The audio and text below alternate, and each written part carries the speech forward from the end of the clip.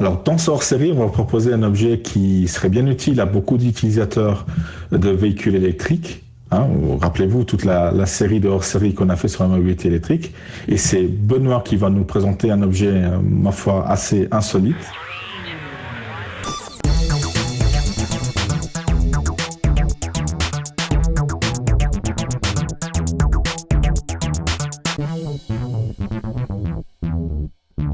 Alors Ah, voilà mais qu'est-ce que tu as là? petit gadget. Alors c'est un airbag en fait. Je viens de me mettre en sécurité là comme ça, tu vois. Je suis parfaitement protégé. C'est un airbag pour vélo. J'ai quand même pas le laisser allumer parce qu'il conseille de pas le laisser allumer quand on n'est pas sur le vélo. C'est un airbag pour vélo. C'est un petit truc assez simple, tu vois. C'est pas très très gros, c'est pas très très large. Et c'est un casque. Donc il est homologué comme casque. Il est même censé être plus sécurisé qu'un casque de vélo traditionnel parce que en fait le casque de vélo traditionnel ça offre très peu de protection. Faut pas oublier que c'est conçu pour gérer une chute à relativement basse vitesse quand on est sur son vélo et puis on perd l'équilibre et on tombe. Et là, l'idée, c'est d'avoir un vrai airbag, donc une protection assez efficace. Et puis, ce que j'aime vraiment beaucoup, on n'a pas le côté gênant du casque. Évidemment, bon, il faut mettre le truc autour du cou. Faut penser à le recharger parce que ça fonctionne sur une batterie. Mais une fois qu'on l'a, et j'arrive pas à l'accrocher, c'est l'effet des mots, une fois qu'on l'a mis autour du cou, on n'est pas gêné avec quelque chose sur la tête ou quoi que ce soit. Et en cas de chute, eh bien, en cas de chute, l'airbag se déploie et protège complètement la tête, le cou, etc. Donc c'est un gadget de sécurité, mais qui permet, tu vois, de vraiment en profiter du vélo, les cheveux dans le vent, etc., tout en se sentant en sécurité.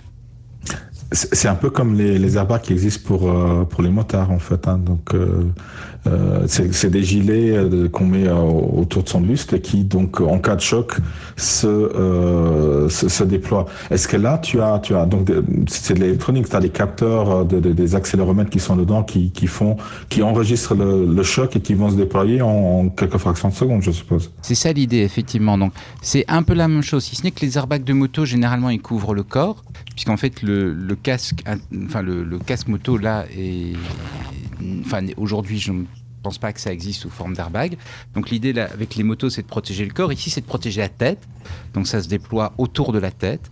J'en ai vu un déployé au Design Museum à Londres et c'est vraiment comme un airbag, mais comme un airbag, mais avec qui vient vraiment envelopper complètement la tête.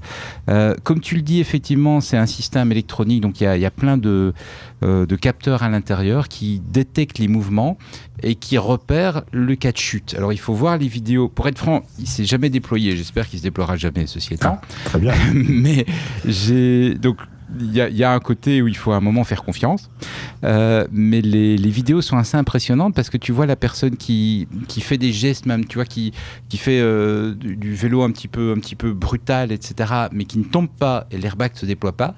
Et à l'instant où elle se laisse tomber, l'airbag se déploie. Donc le système analyse les mouvements. Ils ont une immense bibliothèque de mouvements. Apparemment, quand ils repèrent un mouvement qui indique la chute à partir d'un vélo, instantanément l'airbag se déploie. Il est plus lent qu'un airbag de voiture. C'est important parce que sinon, d'abord la chute forcément est à une vitesse plus lente, donc on peut se permettre d'avoir un airbag un petit peu plus lent. Ça ne veut pas dire qu'il met 5 minutes pour se gonfler, hein. Mais il est un petit peu plus lent, ce qui fait qu'on évite d'être brûlé par le déploiement du gadget. Alors c'est assez sympa la forme, donc surtout quand l'hiver qui commence à arriver chez nous, ça fait en même temps office d'écharpe. Est-ce qu'il existe en différentes couleurs? Il existe qu'en une seule couleur, mais par contre le petit comment dire, il y a une housse qu'on vient placer dessus. Donc tu vois, je sais pas si tu le vois, il y a une housse qu'on vient placer dessus. Et alors la housse là, elle existe en différentes couleurs. Donc moi j'ai pris noir parce que malheureusement dans les designs qui étaient un peu masculins, il y avait du noir. Pour les dames, il y a des designs plus jolis qui font effectivement ressembler à une espèce de foulard. Tu parlais de l'hiver, il y a quand même un élément qu'il faut bien prendre en compte, c'est qu'il faut quand même porter quelque chose, une capuche ou autre, parce que la première fois que je l'ai mis en hiver, en fait, tu sais, t'as l'habitude, le casque de vélo, en même temps, il chauffe. Enfin, il te protège de la pluie, il te chauffe. Là ça ne le fait pas.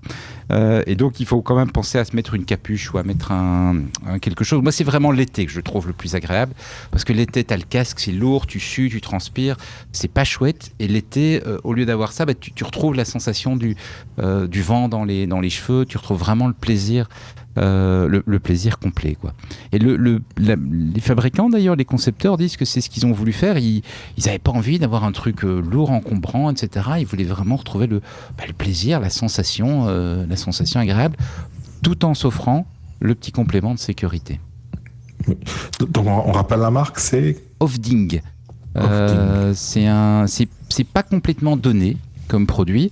Ça coûte 300 €. Les petites housses complémentaires sont en supplément. Il y a des jolies couleurs et en fonction de la couleur qu'on prend, c'est plus ou moins cher. Donc le produit n'est pas complètement donné. C'est à usage unique. Donc s'il se déclenche, il faut en racheter un autre. Mais si on en rachète un deuxième, on a une grosse réduction. Donc la première fois, c'est le prix plein, je veux dire.